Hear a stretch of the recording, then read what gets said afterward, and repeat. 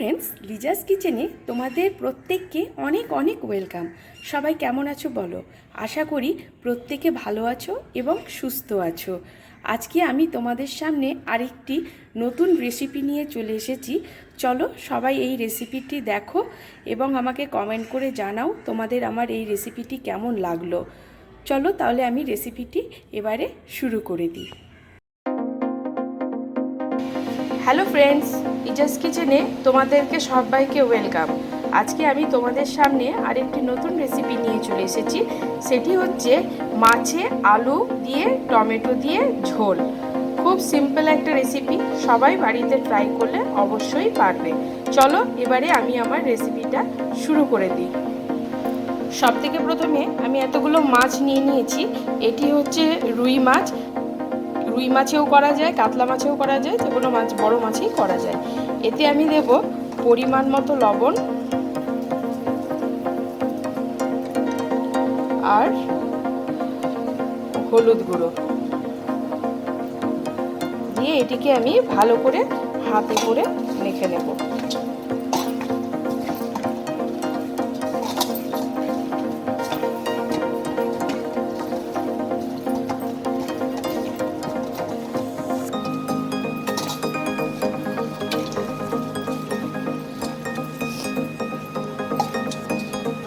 এটি আমার ভালো করে হলুদ আর লবণ দিয়ে দেওয়া হয়েছে। এবারে এটা আমি 5 মিনিট মতো ছেড়ে দেব, নিয়ে এটা আমি তেলে ফ্রাই করব। আমি গ্যাসে একটি কড়াই বসিয়ে দিয়েছি। আমার কড়াইটি হচ্ছে লোহার, কেউ চাইলে ফ্রাইং প্যানেও করতে পারো। বসিয়ে দিয়েছি। এবারে এর মধ্যে আমি দেব সর্ষের তেল। সর্ষের তেলটা ভালোভাবে গরম হবে। তেলটা ভালো মতো গরম হয়ে গেছে। এবারে এর মধ্যে আমি একে একে মাছ ছেড়ে দেব।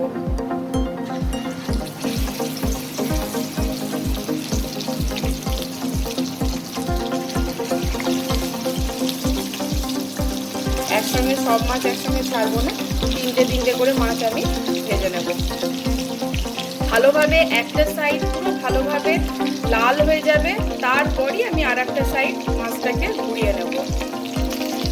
মাছটা একটা সাইড রেড হয়ে গেছে, আমি আর একদিকে মাছটাকে ভালো মতো ঘুরিয়ে নেব।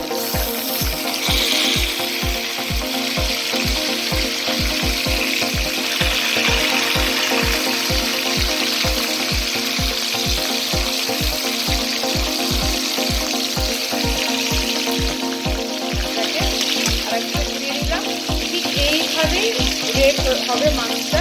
আর আমার গ্যাসের ফ্লেম থাকবে হাই। মাছ সবসময় হাই ফ্লেমেই ভাজা উচিত। মাছগুলি ফ্রাই হয়ে গেছে। এবারে আমি একটা একটা করে মাছ তুলে নেব।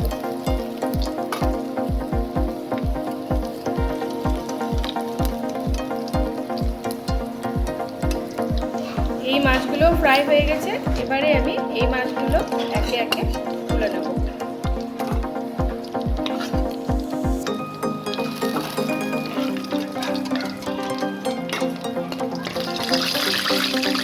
এই একই তেলে আমি ছেড়ে দেব আলুগুলো। আমি আলুগুলো ঠিক এইভাবে কেটেছি, গোল গোল করে এইভাবে কেটেছি, যে যেরকম ভাবে খুশি কাটতে পারে। আমি এই আলুগুলো ছেড়ে দিলাম।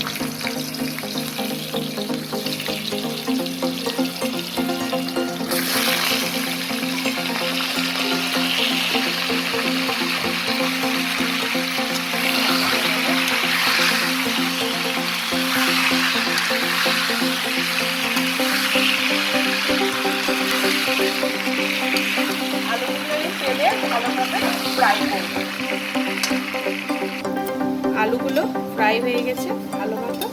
এবারে এই আলুগুলো সব তুলে নেব।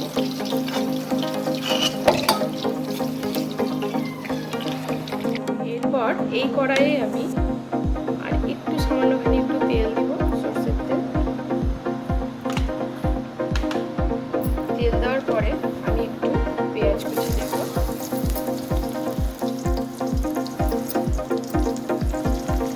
আর 3টে কাঁচা লঙ্কা। ভালো মতো এটাকে আমি একটুখানি জাস্ট ভেজে নেব, 1 মিনিট মতো।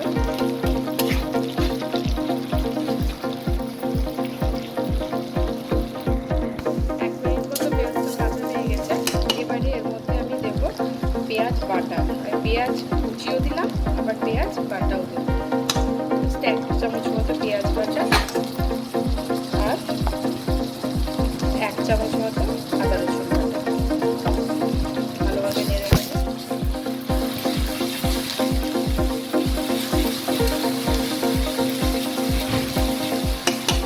এবারে এর মধ্যে আমি দেব হলুদ গুঁড়ো, 1/2 চামচ মতো হলুদ গুঁড়ো, পরিমাণ মতো লবণ, ধনে জিরে গুঁড়ো, কাশ্মীরি লঙ্কা গুঁড়ো দিয়ে ভালোভাবে নেড়ে নেব।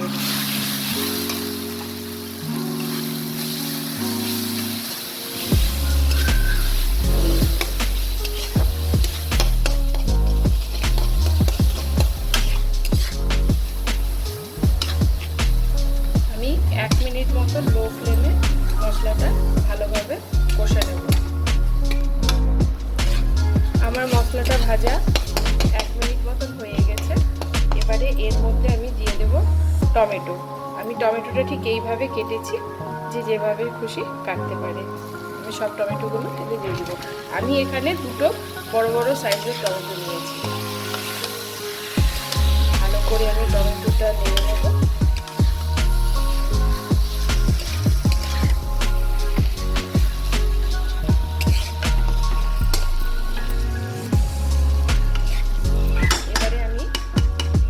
করে একটু ঢাকা চাপা দিয়ে দিব টমেটোটা গলা পর্যন্ত। 3-4 মিনিট পর আমি ঢাকাটা তুলব। টমেটোগুলো প্রায় গলেই গেছে।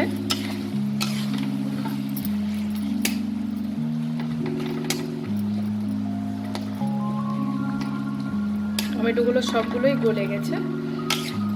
এবারে এর মধ্যে আমি দিয়ে দিব যে আলুগুলো আমি ভেজে রেখেছিলাম, সেই আলুগুলো।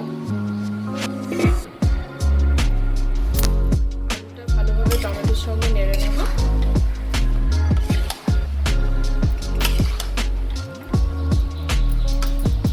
এরপর এখানে আমি একটু জল দেব। বড় কাপের 1/2 কাপ মতো আমি একটু জল দিলাম। ভালোভাবে নেড়ে নেব।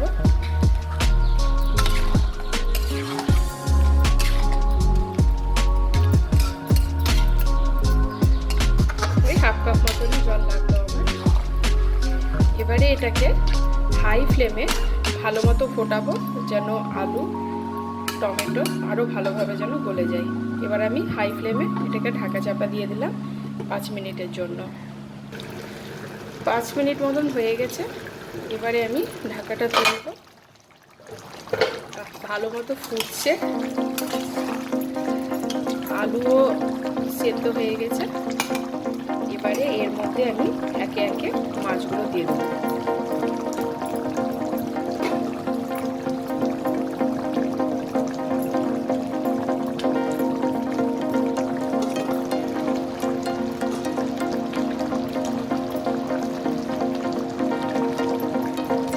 ভালো করে নেড়ে নেব।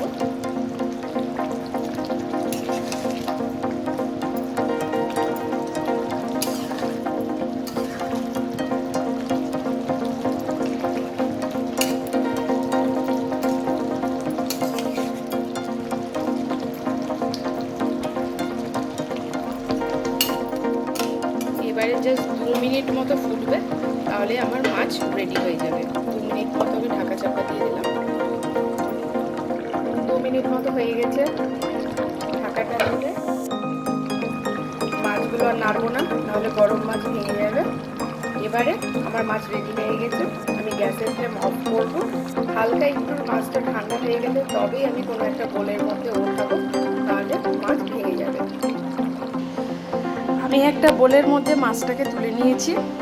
এবারে মাছটা খাওয়া যেতে পারে। আমার এই রেসিপিটা যদি আপনাদের ভালো লেগে থাকে, তাহলে please like, comment, share and subscribe অবশ্যই করবেন। Thank you, bye by.